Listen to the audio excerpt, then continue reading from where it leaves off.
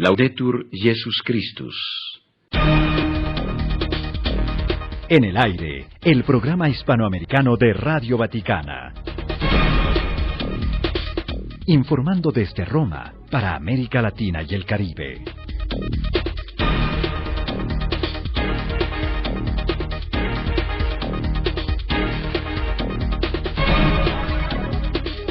Un saludo de María Fernanda Bernasconi, Cecilia de Malac, el jesuita Guillermo Ortiz, Mónica Zorita, Griselda Mutual, Claudia Alberto y demás miembros de la redacción. Desde el estudio 2 de Radio Vaticano, estos son nuestros titulares de hoy, 24 de junio, Juan Bautista, el precursor de Jesús. Como San Juan, la Iglesia está llamada a proclamar la palabra de Dios hasta el martirio. El Papa el lunes en Santa Marta.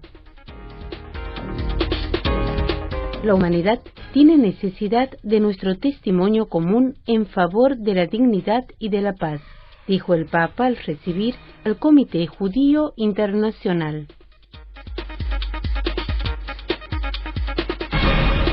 Interés y apoyo del Papa por los pueblos indígenas de América Latina, manifestado a líderes indígenas argentinos recibidos en audiencia.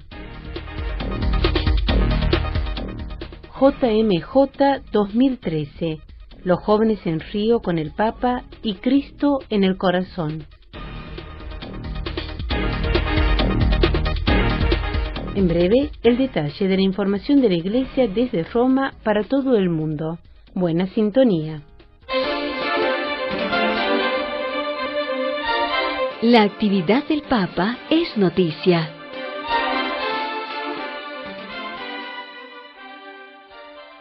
Como San Juan, la Iglesia está llamada a proclamar la palabra de Dios hasta el martirio. Lo subrayó el Papa Francisco en la misa de hoy en la casa de Santa Marta, en la solemnidad del nacimiento de San Juan Bautista. El Papa subrayó que la Iglesia jamás debe tomar algo para sí misma, sino estar siempre al servicio del Evangelio.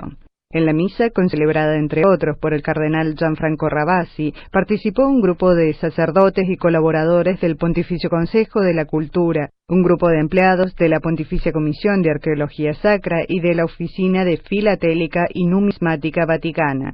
En el día en que la Iglesia celebra el nacimiento de San Juan Bautista, Papa Francisco ha iniciado su homilía dirigiendo un saludo a todos aquellos que se llaman Juan.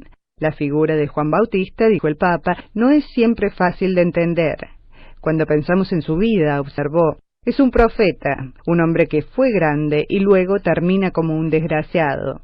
Entonces, ¿quién es Juan? Él mismo, dijo el Papa, lo explica. Yo soy una voz en el desierto, pero es una voz sin palabra, porque la palabra no es él, es otro. He aquí cuál es el misterio de Juan. Jamás se apodera de la palabra. Juan es aquel que indica, aquel que señala. El sentido de la vida de Juan, agregó, es indicar a otro. El Papa Francisco confió ser impactado del hecho que la Iglesia elija como fiesta de Juan, un período en el que los días son los más largos del año, tienen más luz. Y verdaderamente Juan era el hombre de la luz, llevaba la luz. Pero no era luz propia, era una luz reflejada. Juan es como una luna, y cuando Jesús comenzó a predicar, la luz de Juan comenzó a disminuir y a apagarse. Voz, no palabra, dijo el Papa, luz, pero no propia. Giovanni sembra essere niente, quella è la vocazione di Giovanni, annientirsi. E quando noi contempliamo la vita di quest'uomo tanto grande, tanto potente, tutti credevano che era lui il Messia, quando contempliamo questa vita come si annientisce fino al buio di un carcere, contempliamo un grande misterio. Juan parece ser nada. Aquella es la vocación de Juan, anonadarse. Y cuando nosotros contemplamos la vida de este hombre tan grande, tan potente, todos creíamos que fuese él el Mesías, cuando contemplamos esta vida, cómo se anonada hasta la oscuridad de una cárcel, contemplamos un gran misterio. No sabemos cómo habrán sido los últimos días de Juan, no lo sabemos. Sabemos solo que fue asesinado, su cabeza sobre una bandeja como gran regalo de una bailarina a una adúltera. Creo que no se pueda caer más que esto, anonadarse. Aquel fue il fin de Juan. Annientirsi. Quello è stato il fine di Giovanni. En la cárcel, continuó el Papa, Juan experimentó la duda, tenía una angustia y llamó a sus discípulos para ir a Jesús a preguntarle: ¿eres tú o debemos esperar a otro? En su vida hay oscuridad, el dolor. Ni siquiera esto le fue ahorrado a Juan, dijo el Papa, agregando que la figura de Juan me hace pensar tanto en la Iglesia. La Chiesa esiste per proclamare, per essere voce di una parola del suo sposo, che è la parola. La Chiesa esiste per proclamare questa parola fino al martirio. La Iglesia existe para proclamar, para ser voz de una palabra, de su esposo, que es la palabra. Y la Iglesia existe para proclamar esta palabra hasta el martirio. Martirio precisamente en las manos de los soberbios, de los más soberbios de la tierra. Juan podía hacerse importante, podía decir algo por sí mismo, solo esto indicaba, se sentía su voz, no palabra. El secreto de Juan, ¿por qué Juan es santo y no ha pecado? Porque jamás tomó una verdad como propia, no quiso hacerse ideólogo, el hombre que se negó a sí mismo para que la palabra descienda. Y nosotros como Iglesia podemos pedir hoy la gracia de no convertirnos en una Iglesia ideologizada. De no diventare una Chiesa ideologizzata. La Iglesia, agregó, debe escuchar la palabra de Jesús y hacerse voz, proclamarla con coraje. Aquella, dijo, es la Iglesia sin ideologías, sin vida propia. La Iglesia que es el Mysterium Lunae, que tiene la luz de su esposo y debe disminuir para que él cresca. Questo è il modello che ci offre oggi Giovanni per noi e per la Chiesa. Una Chiesa che sempre sia al servizio della parola, una Chiesa che mai prenda niente per se stessa. Este es el modelo que Juan nos ofrece hoy para nosotros y para la Iglesia. Una Iglesia que esté siempre al servicio de la palabra, una Iglesia que jamás tome nada para sí misma. Hoy en la oración hemos pedido la gracia del gozo, hemos pedido al Señor de alegrar esta Iglesia en su servicio a la palabra, de ser voz de esta palabra, predicar esta palabra. Pidamos la gracia de imitar a Juan sin ideas propias, sin un evangelio tomado como propiedad, solo una Iglesia voz que indica la palabra, y esto hasta el martirio. Así sea. Che indica la parola e questo fino al martirio. Così sia. Radio Vaticana, la radio del Papa. El mediodía de este lunes 24 de junio, en la Sala de los Papas, el obispo de Roma saludó a los 30 miembros de la delegación del Comité Judío Internacional para las Consultaciones Interreligiosas, acompañados por el cardenal Kurt Koch, presidente del Consejo Pontificio para la Promoción de la Unidad de los Cristianos y de la Comisión para las Relaciones Religiosas con los Judíos. Queridos hermanos mayores, Shalom, les dijo el Papa Francisco en su saludo de bienvenida. Saludo querido también a la tradición cristiana, dijo, destacando el importante diálogo regular mantenido desde hace más de 40 años. Así como los 21 encuentros realizados hasta hoy que han contribuido ciertamente a reforzar la comprensión recíproca y los lazos de amistad entre judíos y católicos. Y el próximo encuentro que tendrá lugar en Madrid en octubre y que tendrá como tema desafíos a la fe en las sociedades contemporáneas.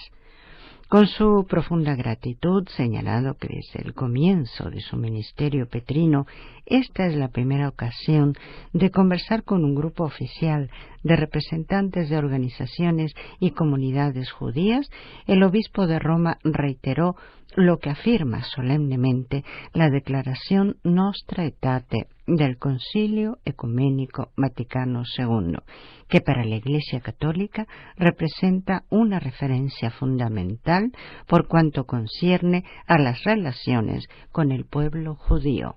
La Chiesa riconosce che gli inizi della sua fede e della sua elezione si trovano già, secondo il mistero divino della salvezza, nei patriarchi, in Mosè, nei profeti. La Iglesia reconoce que los inicios de su fe y de su elección se encuentran ya, según el misterio divino de la salvación, en los patriarcas, en Moisés y en los profetas.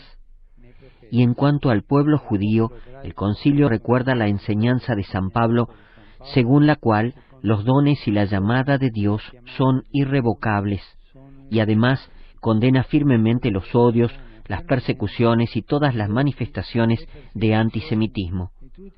Por nuestras raíces comunes, un cristiano no puede ser antisemita. Un cristiano non può essere antisemita.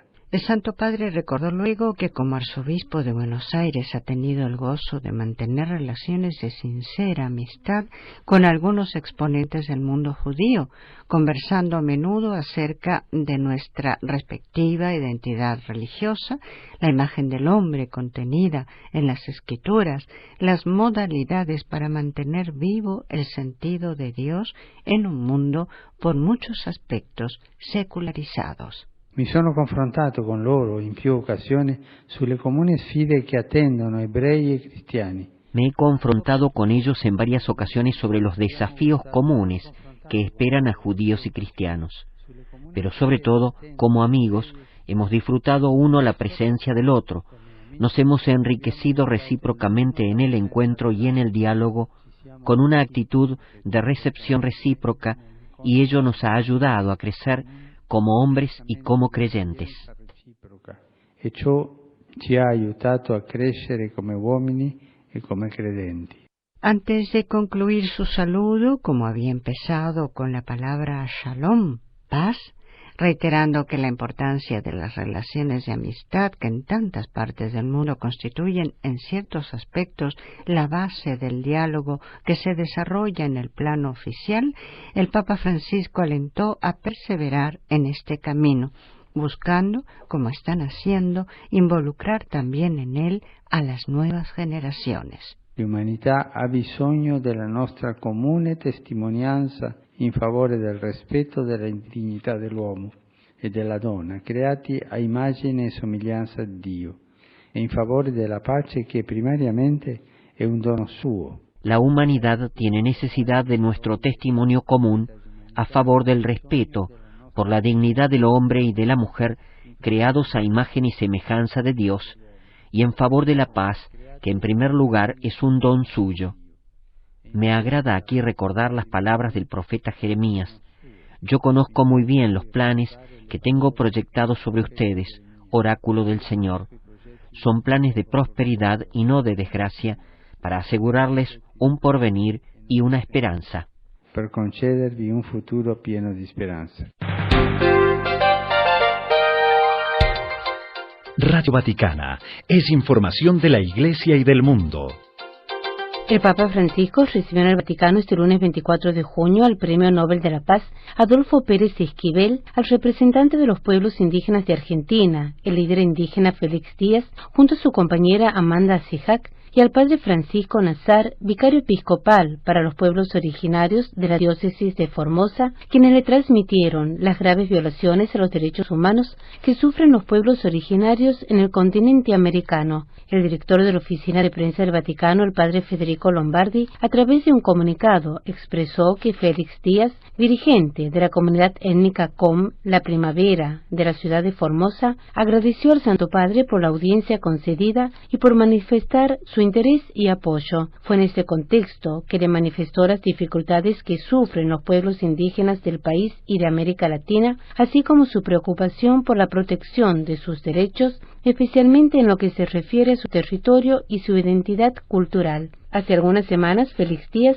fue nombrado como uno de los delegados de la Cumbre Nacional Argentina de los Pueblos y Organizaciones Indígenas. En la misma se denunciaron las graves marginaciones que están viviendo y expresaron su solidaridad con los pueblos indígenas de Latinoamérica que están siendo perseguidos y silenciados de diferentes maneras. Claudia Alberto, Radio Vaticano. JMJ 2013. Los jóvenes en Río con el Papa y Cristo en el corazón. Faltan 29 días, se lee este lunes en el sitio oficial de la JMJ 2013, que anuncia que están avanzando las obras en el Campus Fidei de Guaratiba, donde ya comenzó a ser montado el palco de la Santa Misa que presidirá el Papa Francisco el próximo 28 de julio. Por su parte, el arzobispo de Río de Janeiro y presidente del comité organizador local de la Jornada Mundial de la Juventud, don Orani João Tempesta, señaló que en el anhelado encuentro con el Santo Padre, la seguridad de los peregrinos y de la población en general es parte importante de toda la organización. Haciendo hincapié asimismo en la importancia de la forma pacífica de las manifestaciones que se han venido produciendo en Brasil, el arzobispo de Río de Janeiro destacó que la JMJ es un evento apreciado y esperado por todos, y recordó el impulso de los valores cristianos en la juventud para promover la justicia y la paz en la sociedad. Mientras, la Conferencia Episcopal de Brasil hizo pública una nota titulada «Escuchar el clamor que viene de la calle», con su solidaridad a los que deseen manifestar siempre de forma pacífica la necesidad de una sociedad afianzada en la justicia para que nunca haya desigualdades, corrupción, impunidad ni falta de transparencia en la gestión pública. Invitando a la esperanza y renovando su exhortación al respeto de la paz y del orden, los prelados brasileños destacan que nada justifica la violencia. En este contexto, por medio de un comunicado conjunto, el Colegio de Abogados de Brasil, Río de Janeiro, Sección de Conexión, la Asociación Brasileña de Prensa y la Arquidiócesis de Río de Janeiro reafirman los valores del Estado democrático de derecho, la defensa de la libre manifestación pacífica, las instituciones y los bienes públicos y privados de Río de Janeiro y del país. Las entidades destacan la vía pacífica en la que transcurrieron diversas manifestaciones populares y repudian las formas de violencia que lamentablemente también se produjeron. Recuerdan la importancia de buscar incansablemente el bien común, la justicia social y la paz a través del diálogo. Al mismo tiempo, piden serenidad en este momento en que los ánimos se encuentran exaltados, con la certeza de que nuestro mayor bien político, escriben, es la democracia. Cecilia de Malac, Radio Vaticano. Papa Francisco nos invita a rezar por nuestros enemigos, porque si tienen un mal fondo hay que pedir por ellos para que Dios les cambie el corazón. Fieles en Roma reflexionan sobre las palabras del Santo Padre. Que si el Papa nos invita a rezar por los enemigos porque realmente hace falta un cambio para mejorar nuestra sociedad, hay que secundarlo. ¿Por qué? Porque tiene razón, la oración tiene mucho poder. Bárbara, y vengo de México. Me parece excelente la posición del Santo Padre. Esa es la enseñanza que nos dejó Jesús, pedir por nuestros enemigos, amarlos a nuestros enemigos como a nuestros amigos. Creería que la descomposición social que se está dando es precisamente por ese egoísmo en que estamos formando a las nuevas generaciones en que solamente piensan en sí mismos, entonces la posición con los enemigos es mucho peor. Me parece muy válido, muy acertado. Creería yo que es de las pocas soluciones que tenemos para arreglar este caos en el mundo. Eduardo Orduz, Colombia, de La Guajira. Para Radio Vaticano, Mónica Zorita.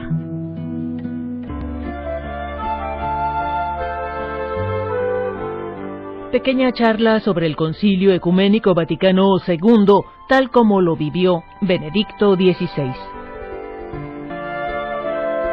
El fuego de Dios dentro. El Concilio Ecuménico Vaticano II. Voz de Eduardo Rubió. Producción de Patricia Jauregui. Nos hacemos al encuentro anterior y recordamos que Benedicto XVI, en su charla sobre el Concilio Ecuménico Vaticano II, dirigido a los párrocos y al clero de Roma el 14 de febrero de 2013, se refería a la celebración de un concilio al externo y hacia afuera.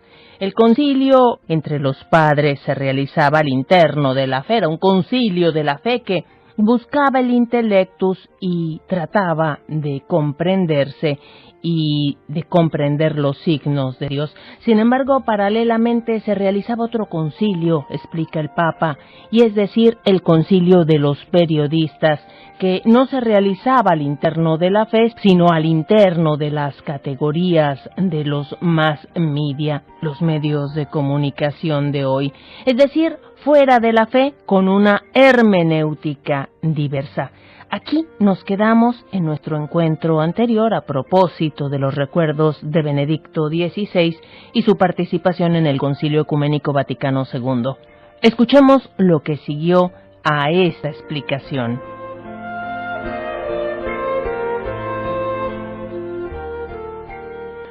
Il concilio dei giornalisti non si è realizzato naturalmente entro la fede, ma entro le categorie dei media di oggi, cioè fuori della fede con una ermeneutica diversa.